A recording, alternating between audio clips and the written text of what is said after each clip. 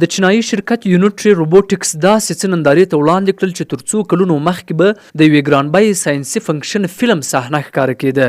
د جي ډي 01 په نوم ستر انسان نما روبوټ چې د انسان له قد څخه نږدې 2 برابره لوړ و، په چین کې د ازموینې له یو کمپلیکس څخه د خبریالانو او بلاګرانو مخې ته راووت. یوازې په څو ساعتونو کې ویډیوګانې په ټول انټرنیټ کې خپرې شوې. په لومړي نظر ډیرو خلکو فکر وکړ چې دا به یوازې یو تخنیکي مفهوم وي، یعنې د نندارتونونو او نمایشونو لپاره یو ښکلی لوبتکی، خو د دې نندارې تر شا تر دې ډیر جدي حقیقت پروت دی.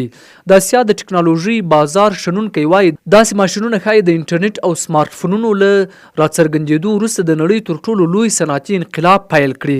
او تر ټولو اندېښمنه خبره د امریکا او اروپا لپاره دا ده چې د دې انقلاب مرکز اوس په خپله چین کې دی.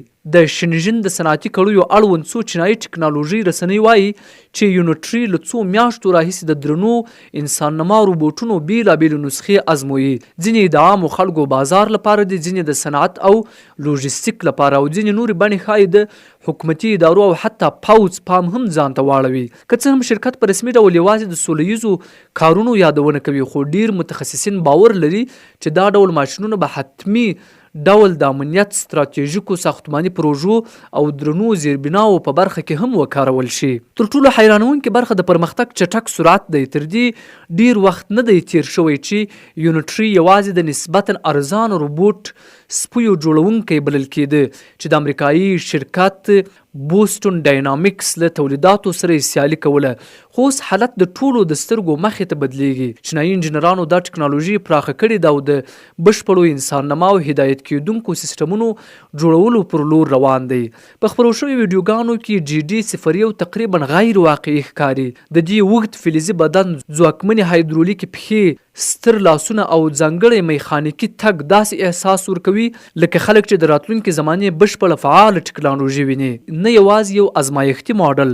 د روبوټ د بڼې بدلولو وړتیا ځانګړې پاملرنه جلب کړه. ماشین کولی شي خپله وضع بدله کړي او له 2 پښو تګ څخه یوې باثباته بڼې ته واوړي څو په سختو سیمو کې کار وکړي. ځینو متخصصینو دا د داسې عمومي روبوټي پلټفارمونو لومړني ګامونه بللي چې کولی شي انسانان په تر ټولو سختو فزیکي دندو کې ځایناستی کړي. او دا د 30 یا 40 کلونو لرې راتلونکي خبره نه ده، بلکې د راتلونکي یوې لسیزې موضوع ده. د نندارې له پای ته رسېدو سمدستي وروسته د چین د څو روبوټیک شرکتونو ونډې لوړې شوې. پانګوال ښه پوهېږي چې یو نوی بازار رامنځته کېږي چې ښایي د برېښنایي موټرو له بازار څخه هم لوی شي.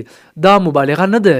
د مورګن سټرنلي او څو اسیایي پانګاچونکو صندوقونو په راپورونو کې وړاندیزونه شوي چې د انسان نما روبوټونو بازار به تر 2040 کال پورې 2 ټریلیونه ډالرو ته ورسیږي.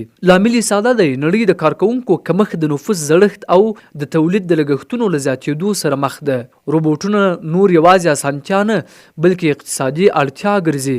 دا موضوع په ځانګړي ډول د چین لپاره مهمه ده. ډیر خلک لا هم چین د ارزانه کارګرانو هیواد ګڼي، خو حقیقت بدل شوی. په چینایي فابریکو کې معاشونه لوړیږي، ځوان نسل سخت فزیکي کار ته زړه نه کوي او له امریکا سره سیالي ورځ تر بلې سختیږي. همدا علت دی چې بیجینګ په اتوماتیک سیستمونو ډیر تمرکز کوي. د اقتصادي څیړنو مرکزونه وایي چې د چین حکومت انسان نما روبوټونه د مصنوعي ځیرکتیا، سیمې کنډکټرونو او کوانټومي ټیکنالوژي ترڅنګ د خپل ملي لومړیتوب په توګه ګڼي. او یونټري اوس د همدې نوې ستراتیژۍ له مهمو سمبولونو څخه ګرځېدلي. له دې سره یو مهمه پوښتنه راپورته کېږي، کله چې دا ډول ماشینونه عام شي د نړۍ د کار بازار به څه حالت ولري؟ دلته موضوع رښتیا هم جدي کېږي. ډیر خلک لا هم د راتلونکو بدلونونو اندازه نشي درک کولی. ځینې فکر کوي چې روبوټونه به یوازې د ګودامونو او فابریکو کارکوونکي بدل کړي. خو د ګولډمن سیټس او څو چینایي څیړنیزو مرکزونو خبرداري ورکړی چې موضوع تر دې ډیره پراخه ده. اوسني AI سیستمونه خبرې تحلیلولای شي، امرونه درکولای شي، شیان پیژندلای شي او په رښتیني وخت کې پریکړې کولای شي.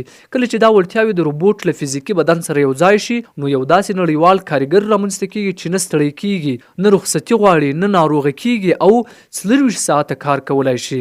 همدا علت دی چې د یونټري د نندارې په اړه لویدیځو رسنیو کې دومره اندېښمن غبرګون وښودل شو چې په ظاهرا دا یوازې د ټیکنالوژي نمایش و، خو په حقیقت کې نړۍ د یو نوي صنعتي دورې پیل ولید. د لومړي ځل لپاره دا څرګنده شو چې چین ښایي نه یوازې سمارټ فونونه او برېښنایي موټرونه بلکې بشپړ فعال انسان نما روبوټونه هم په پراخه کچه او ارزانه بیه تولید کړي. د چین د تولیدي ځنځیر ځینې سرچینې وایي چې د دې ماشینونو د جوړولو لګښت د توقع خلاف ډیر ژر راټیټیږي. چین د بیټریو، سرو موټرونو، سنسرونو او الکترونیکي پرزو په جوړولو کې پراخه تجربه لري. په اصل کې چین له تیرو 10 کلونو راهیسې د روبوټیک انقلاب بنسټ ایښی، په داسې حال کې چې نړۍ ورته چندان پام نه کاوه. هغه فابریکې چې پخوا یې د برېښنایي موټرو پرزې جوړولې اوس د روبوټونو تولید ته اوړي. دا په دې معنی ده چې پراخ تولید به ډیر ژر ممکن شي. مصنوعي ځیرکتیا دلته ځانګړی اهمیت لري. پخوا د روبوټونو اصلي ستونزه د هغوی مغز و، خو د لویو ژبنیو موډلونو او عصبي شبکو له پرمختګ سره وضعیت بدل شوی. روبوټونه اوس طبیعي خبرې درک کوي او چاپیریال سره ځان عیاروي. همدا لامل دی چې ډیر شنونکي د AI او انسان نما روبوټونو یو ځای کېدل د نړیوال کار بازار لپاره بشپړ طوفان بولي. انسانان په اصل کې داسې نړیواله کاري قوه جوړوي چې کولای شي د میلیونونو خلکو ځای ونیسي. د نورو علمي او معلوماتي ویډیوګانو د څارلو او کتلو په موخه خان میډیا یوټیوب چینل مه در سره هیروئ. زموږ چینل سبسکرایب او د ویډیو اړوند خپل نظرونه په کومنټ کې را سره شریک کړئ.